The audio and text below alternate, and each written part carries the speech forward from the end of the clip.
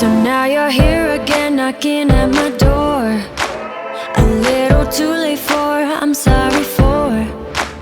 The lights went out cause you kept cutting the cord, and I started to fade into your gray.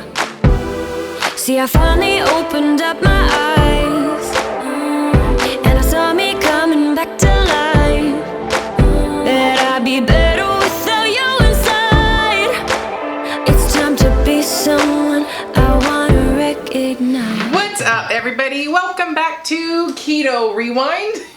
I am Jess, and today is a week 186 update of my keto journey, my fitness journey, my weight loss journey, whatever you want to call it, or my journey to rewind my health from a morbidly obese weight to a healthy weight through a healthy lifestyle. So today's video is going to be about you being your own limits.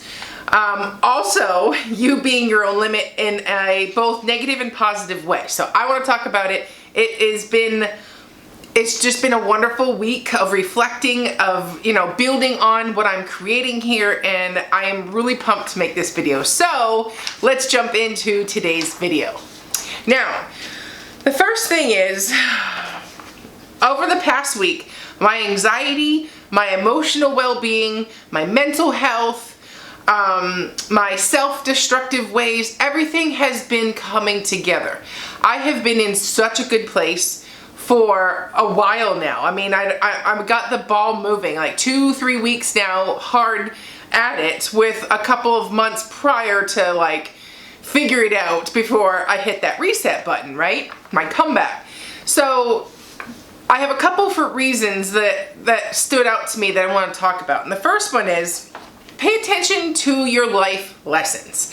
Sometimes you're presented with the same situation, but disguised by a different package to see if you truly learned anything. And for me, that it couldn't be more clear right now, because in my past 3.5 years doing this, I have had a lot of ups and downs. I have a lot of failures, I had a lot of conquests, a lot of victories, and then when I think I had it nailed, something wasn't quite fixed that I skipped over, and it got me. You know what I mean? I broke the cycle of extremes. And, I had all the great intentions in the world. I did not want to be morbidly obese. I did not want to be an overeater, emotional eater, a stress eater. I did not want to worsen what I have genetically in my heart, with having congestive heart failure. So, there's all these things I didn't want to be unhealthy, overweight. I didn't want to have to be doing this journey. So my intentions were always right. The strategy to get to where I needed to go, that's what took some tweaking. And that's also it's why a lot of people just give up. It's hard to figure this stuff out. But it got me to the point where I am today. So how long it took me, how much weight I lost, all that stuff is irrelevant. What matters at the end of the day is that I'm figuring it out now. I'm one step closer, you know what I mean? I'm on the right path. So, and also it now comes clear to me that when I tried to do stuff in the past, freaking out over a weight gain, so I went to the other way, and that pendulum swing of extremes, I learned that was the root of why I was messing up in the first place. Although not evident in the moment, I didn't realize that the extremes of either way wasn't working. But now looking back and taking that time to just reflect and figure this out, now I see it. It was not very evident in the past, and now it screamed all the times that I've been I'm up a pound, now we gotta go that way, instead of just moving on, and it's okay, I see that now. Living in extremes won't work. Now, I don't want to say, or I don't want it to come across that I don't like keto. That is absolutely not the case. I absolutely love the ketogenic lifestyle. With that said, I do think it's sort of more of a tool to use to help bring your emotional eating back in check, learning how to live without sugar, learning that there's other ways you can, live your life. You don't have to live the standard American diet. But as for long-term sustainability of trying to stress yourself out and stay into ketosis, that's the part where I'm I don't care about that part. Low carb is fine with me. If anything, I feel like keto was step one to relearning how to eat again, how to get it together, like get myself away from sugar and processed foods and live a very simple way of eating. And part two would be, okay, well, I've learned that. I've learned what I don't want. I learned what I do want. And low carb seems to be exactly what I'm looking for. Not to say that I wouldn't have a keto day, because I do. I thought keto had its place in my journey. I would absolutely go for it again, but I would maybe start dialing back the pressure of ketosis and just, enjoying that lifestyle, like not stressing that small stuff.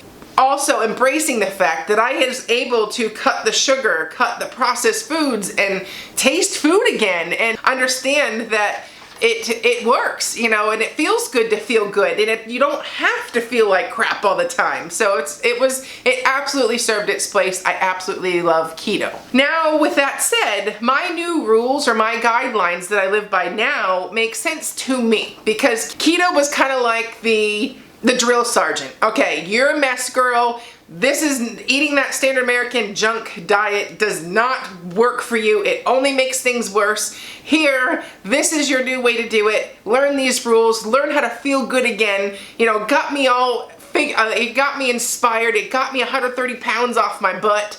I got a huge significant weight loss, and it gave me that courage to now, okay, I've graduated from that school, and now I'm on the path to wellness, maintenance, health journey kind of thing. And by loosening up some of the rules that I stressed about so much over, it was a game changer for me.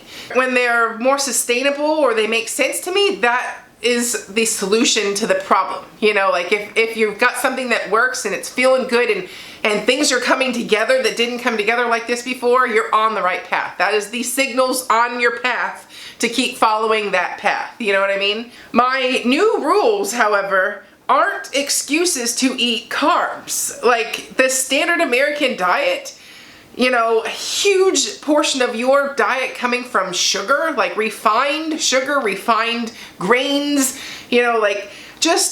that is not what I'm talking about here. When I'm talking about eating a low carb lifestyle or letting carbohydrates back in my diet, I'm talking about the complex carbohydrates, vegetable type carbohydrates. So instead of, nobody should have, I would have such anxiety that if I ate salsa, I would feel guilty about it. And nobody should ever feel guilty about eating salsa, just because it has red onion, tomato, some, depending what types of salsa. I mean, it's just like, I was starting to get that extreme where I'm like, oh my God, that carbs, I won't be in ketosis. And that is something that I wanted to correct in my wrong. So in my blueprint of success of what works for me, loosening up on those rules that are silly. Vegetables as a whole, all vegetables are now allowed. Instead of only letting the green ones be in my diet.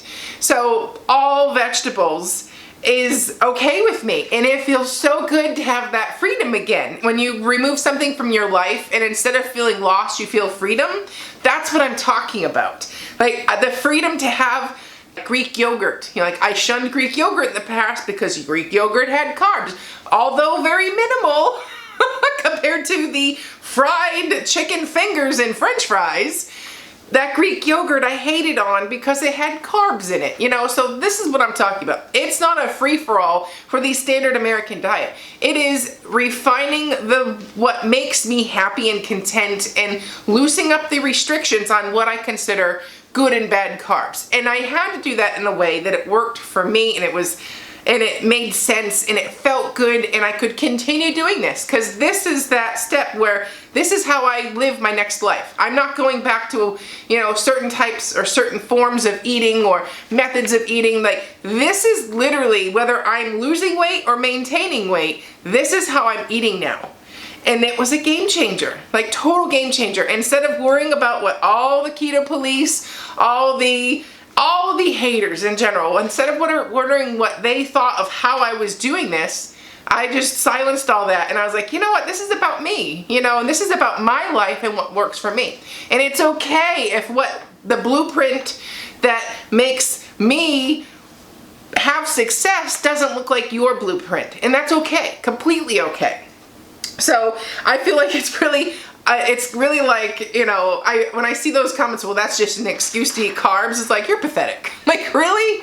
Like, oh my God, it's sad. So, but it feels so much better to allow that little tweak in what works for my journey. And I'm no longer going to bed with that anxiety anymore of like, oh my God, was I perfect today in my eating? You know, and it's like, oh, but there was that onion, Jess. The onions are too high in carbs, or I should have had white onions, not yellow onions, you know, and it's no way to live. It's no wonder I ran into the wall, you know, like you can't live that way. On that note, I no longer have difficulty falling asleep and staying asleep.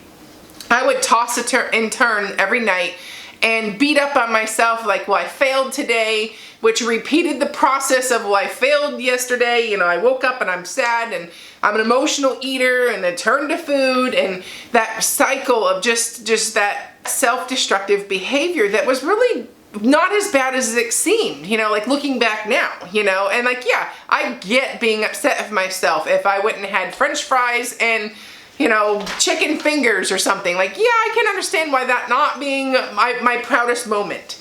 But I don't understand why I beat myself up about trying to get into ketosis and worrying or restricting myself only to green vegetables. Like, that was silly in looking back now.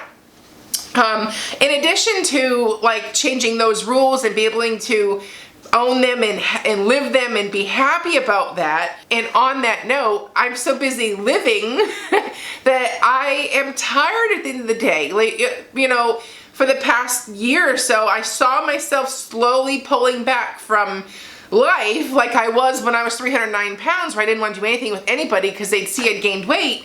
Well, I saw that behavior starting to come back, you know, although not as extreme, and, you know, but it was still like, well, I have nothing to wear, I don't want to go type thing, because I'd gained weight. So instead of worrying about all that stuff, like, I'm sleeping again because I'm so busy living life again. I feel good. I'm, you know, like, it's part of the process. So I'm in that being more content and more relaxed means my cortisol's down, which means my emotional turmoil in my head is in, you know, giving me thumbs up, and it's like, it just feels so good. And it just came down to literally changing some rules that I could live with and that wouldn't make me feel bad every day.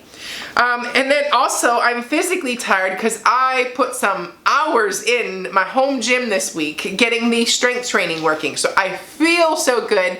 The food that I'm eating is fueling my body, and it's overall just like this infinity sign of, this works. This works. Keep doing this. It feels good. You know, I can do this.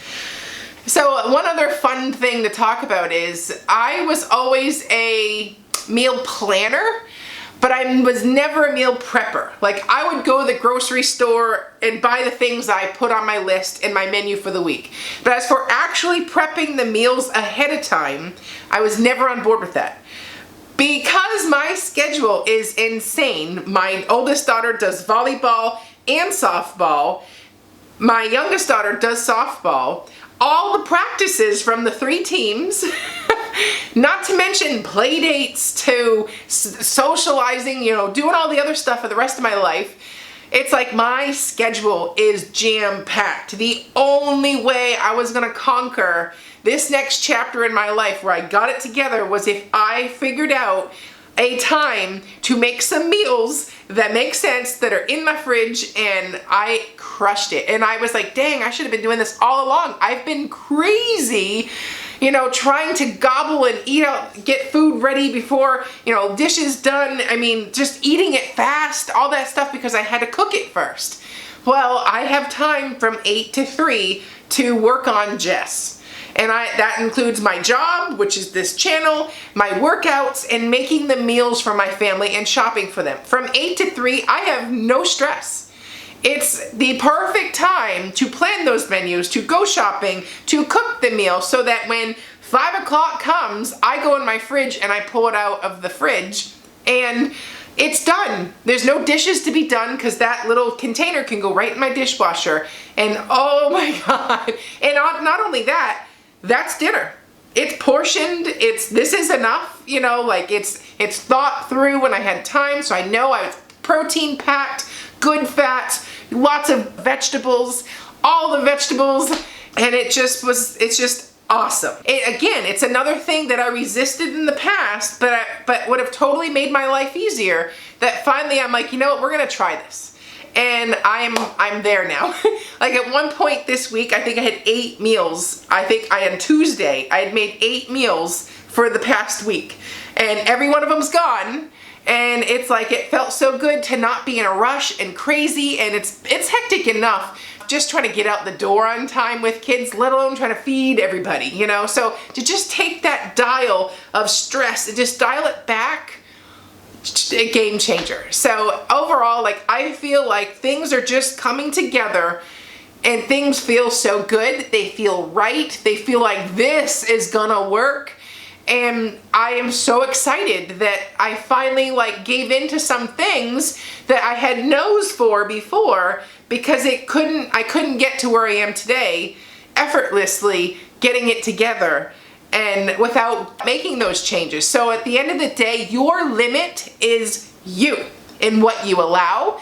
And if you allow yourself to continuously be crazy and stressed, and you know, or you allow yourself to just listen to what other people think you should be doing, you're holding yourself back of what you should be doing, or what, you know, what would make sense.